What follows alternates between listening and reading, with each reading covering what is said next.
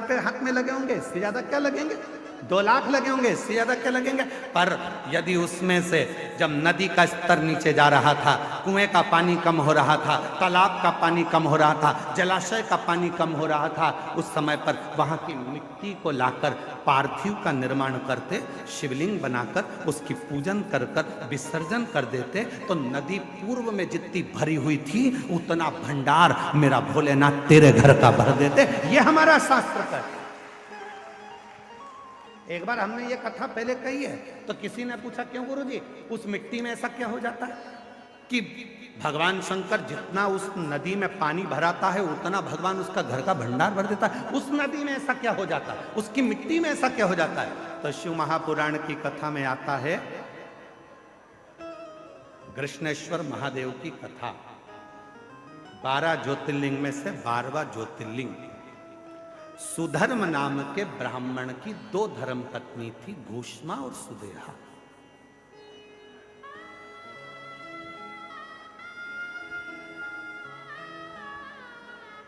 आप लोगों के मन में भी संशय होगा कि नदी का पानी उतरता है तो उसकी मिट्टी का शिवलिंग क्यों बनाया जाता है, उसका फल क्यों इतना कि भगवान का भंडार भर देता है? नदी, तालाब, बावड़ी, कुआं का पानी कम होता है तो उसकी मिट्टी को निकालकर उसका शिवलिंग बनाकर पूजन करने का फल क्या होता है? तो सुनो कृष्णेश्वर महादेव की कथा।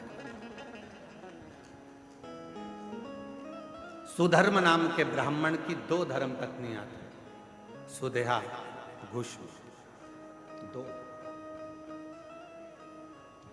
सुदेहा के घर में संतान नहीं है और घूष्मा के घर में एक बेटे ने जन्म लिया।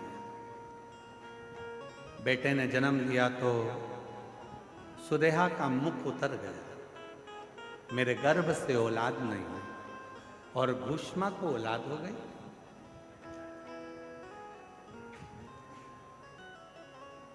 सुधर्म ने अपनी पत्नी घूष्मा से कहा कि तेरे गर्भ से यदि एक बच्चा हो सकता है तो तेरे गर्भ से और भी बच्चे जन्म ले सकते हैं। तेरा जो बेटा है इस बेटे को तू सुदेहा को दे।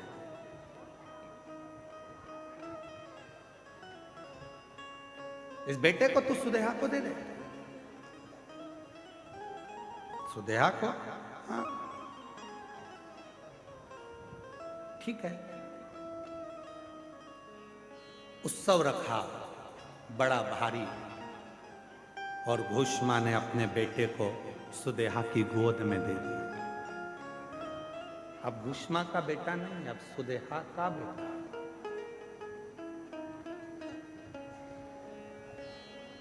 सुदेहा का बेटा। धीरे धीरे बच्चे को पाल पोस कर सुदेहा ने बड़ा किया। वो बच्चा जब बड़ा हो गया, उसका विवाह हो गया, बहू घर में आ गई। बहू आई तो बहू को मालूम पड़ा कि मेरी असली सास तो घूष्मा है। सुदेहा की गोद में मेरे पति को दिया गया, पर सास तो घूष्मा। अब वो सुदेहा को कम मानती है और घूष्मा को ज्यादा मानती है।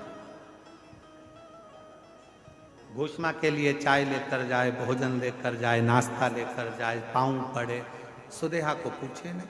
सुदेहा को गुस्सा आ गया, बहू मेरी और पूछ रही घूष्मा। बेटा ही नहीं रहेगा तो बहू किस काम की? रात को सोया था बेटा,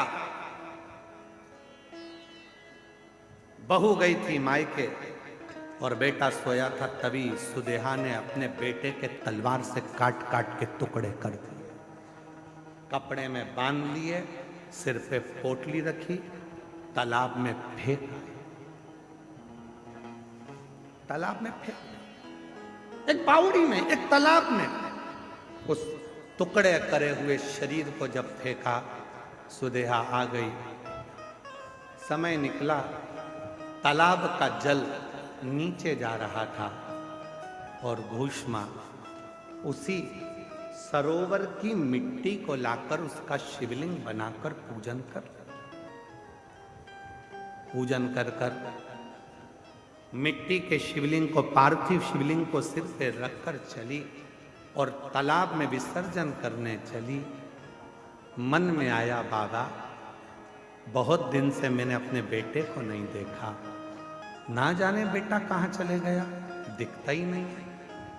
बस वो पार्थिव शिवलिंग तालाब में गया, थोड़े से पानी में जो पानी का स्तर गिर रहा था, टुकड़े टुकड़े हुए हुए बेटा कई दिन पहले मरा था, वही बेटा तैरता हुआ बाहर निकल कर आ गया।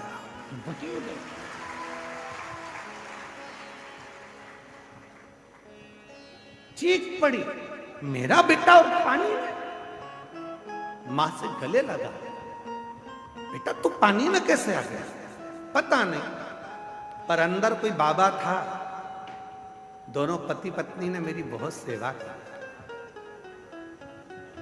घुष्मा ने आवाज लगाकर कहा, बाबा मैं जानती हूं कोई दूसरा बाबा नहीं आ सकता, बाबा तो मेरा महादेव ही होगा। बाबा आओ दर्शन तो दो। तब मेरे भोलेनाथ निकल कर बाहर आए और कहा, घुष्मा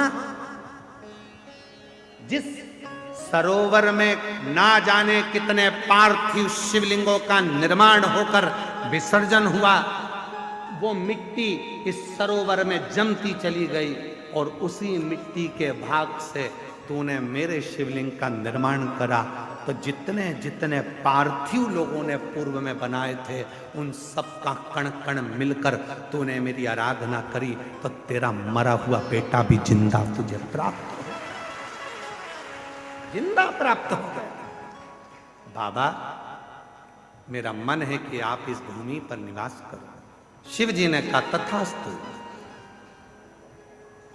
मैं तेरे नाम से, कृष्णेश्वर महादेव के नाम से 12वें ज्योतिर्लिंग के रूप में इस पृथ्वी पर विराजमान है। 12वां ज्योतिर्लिंग का जो पूजन होता है, कृष्णेश्वर महादेव का जो पूजन होता है, कृष्णेश्वर महादेव की जो आराधना होती है, वो दुनिया के लोग जिस दिन समझ गए यहाँ जल का स्तर नदी का गिरा, गंगा जी थोड़ी खाली हुई, तुम चुंबक लेकर पहुंच गए, पैसा ढूंढने पहुंच गए, सोना ढूंढने पहुंच गए, चांदी ढूंढने पहुंच गए। नदी तालाब बावड़ी का स्तर गिरा, तुमने उसका पानी में सोना चांदी ढूंढा नहीं।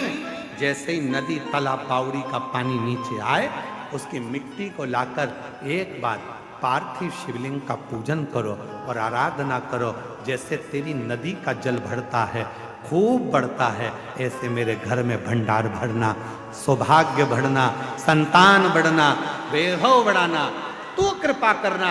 जैसे कृष्णेश्वर पर, घुष्मा पर तूने करुणा करी, वैसे मुझ पर कृपा करना। वो करेगा। पर हम उल्टे हैं, हम पैसा ढूंढ रहे हैं।